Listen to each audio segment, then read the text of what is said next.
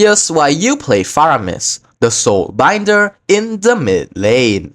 First off, he has exceptional team utility with his skills providing crowd control, AoE damage, and temporary death immunity to his allies. Faramis excels in team fights as he can turn the tide by disrupting enemy formations and pulling them toward him. His skill set also allows him to sustain throughout fights with the ability to heal himself and reduce his response timer upon death. However, Faramis has low mobility when his first skill is on cooldown and relies heavily on team coordination to maximize his effectiveness. Faramis' passive, Vicious Retrieval, generates soul fragments whenever he uses skills on enemies or when nearby enemies die. Absorbing these fragments restores his HP and grants a stack of bonus magic power. Upon death, Faramis uses the fragments to reduce his respawn timer. This passive allows Faramis to stay longer in fights and return to the battlefield faster. Faramis' first skill, Shadow Stampede, allows him to enter a shadow state, granting extra movement speed, defense, and cooldown reduction for 3 seconds. He can move through terrain and apply a nether mark to enemies he touches. Upon exiting this state, he drags marked enemies toward him, dealing damage. This skill is essential for initiation, repositioning, and controlling enemies in fights. Faramis' second skill, Ghost Bursters, gathers nether energy to deal AoE damage in a fan-shaped area. The energy splits and bounces to nearby enemies, dealing additional damage. This skill is Faramis' primary source of burst damage, making it crucial for clearing waves and dealing damage in team fights. Faramis' ultimate, Nether Realm,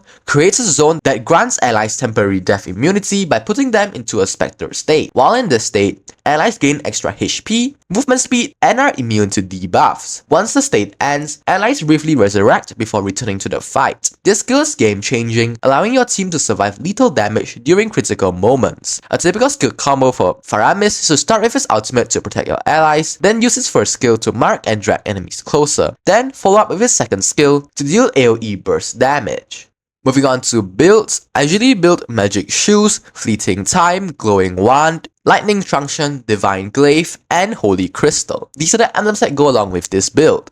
As for battle spells, the best spells for Faramis, in my opinion, are Purify to counter crowd control, or Flicker for better repositioning and chasing enemies. Faramis counters heroes like Saber and Eudora who rely on a single target burst damage. His ultimate negates their kill potential, allowing his team to retaliate. He struggles against high mobility heroes such as Novaria and Farsa who can avoid his skill effects. Faramis synergizes well with dive heavy heroes like Leomord and Martis, amplifying their survivability and impact in fights. You should upgrade the second skill at level 1 and prioritize it throughout the game. Use the first skill as a backup and level it up. Second skill, always upgrade the ultimate whenever it's available. Mastering Faramis requires understanding team positioning and timing. Use his first skill strategically to either engage or escape, as it allows you to phase through terrain. Prioritize collecting soul fragments during fights to sustain yourself and build up your passive. His ultimate is best used when the team is grouped and are about to engage in a decisive battle. Ensure your allies know when you're about to activate your ultimate so they can make the most out of your specter state. Always position yourself near your team